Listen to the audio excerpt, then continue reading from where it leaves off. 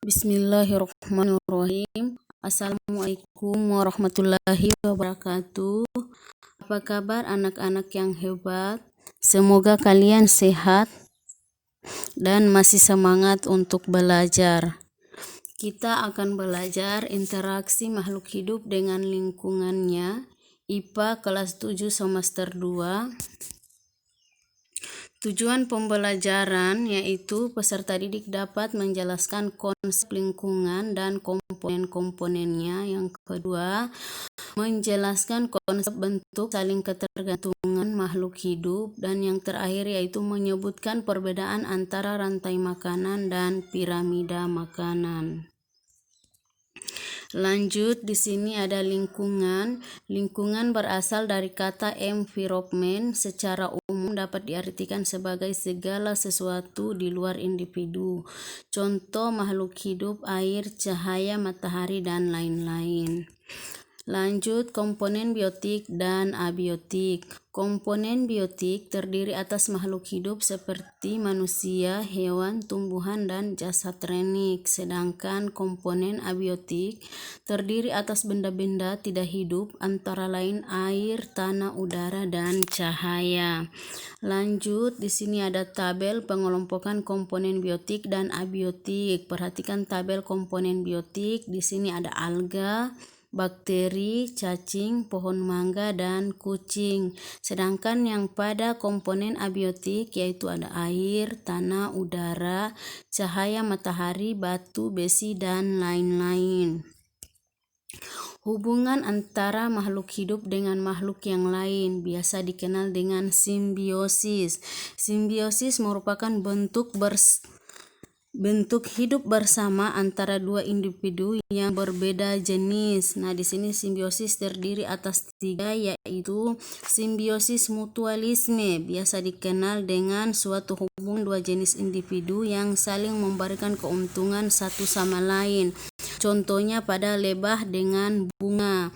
Lanjut dengan parasitisme.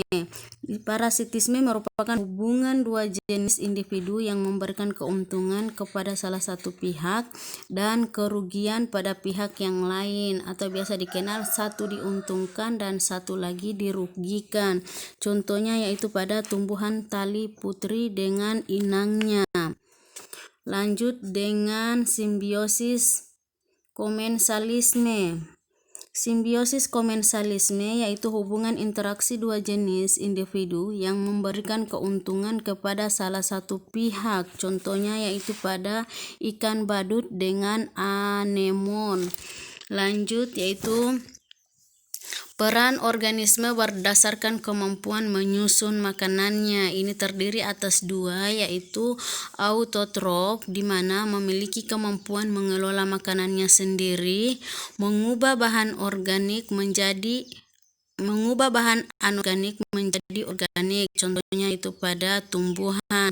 Terus lanjut yang kedua, heterotrof, yaitu tidak memiliki kemampuan mengelola makanan, seperti contohnya hewan yaitu sapi dan kelinci.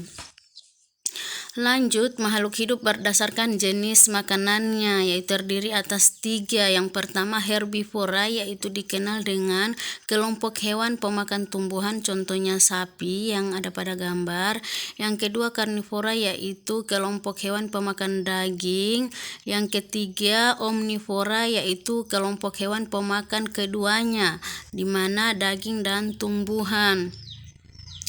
Lanjut, rantai makanan. Rantai makanan merupakan perpindahan energi makanan dari sumber daya tumbuhan melalui seri organisme atau melalui jenjang makanan. Terdiri atas 2, yaitu produsen yaitu makhluk hidup autotrof, dan yang kedua konsumen yaitu makhluk hidup heterotrof.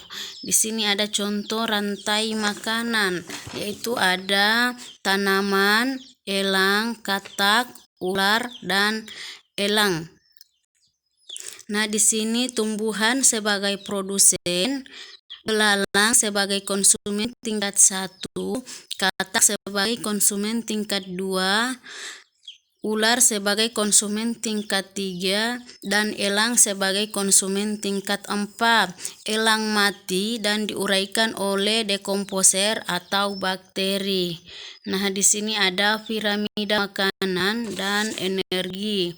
Piramida makanan adalah sebuah sistem yang menggambarkan untuk menampilkan informasi tentang pengelompokan suatu ekosistem yang membandingkan antara jumlah biomasa. Nah, di sini perhatikan ada gambar ya. Ada gambar dari bawah dia sampai ke atas itu makin berkerucut. Nah, perhatikan yang arah panah merah, yang garis merah. Di sini ada piramida energi, yaitu dari bawah sampai ke atas itu di bawah ada unit energi, dia 1000. Nah, sampai di unit energi yang terakhir dia tinggal 0,01.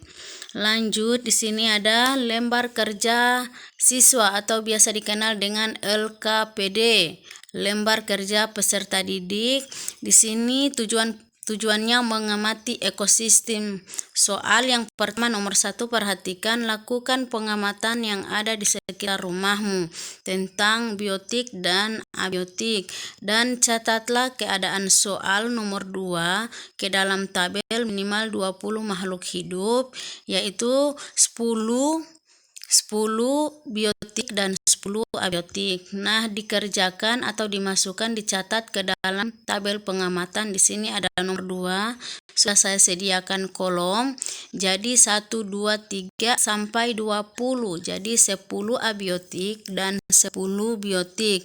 Nah, di sini dituliskan jumlah yang ada di sekitar rumah anak-anak. Tidak usah jauh-jauh, yang ada di sekitar rumah anak-anak saja. Oke, selamat bekerja. Sekian dan terima kasih. Assalamualaikum warahmatullahi wabarakatuh.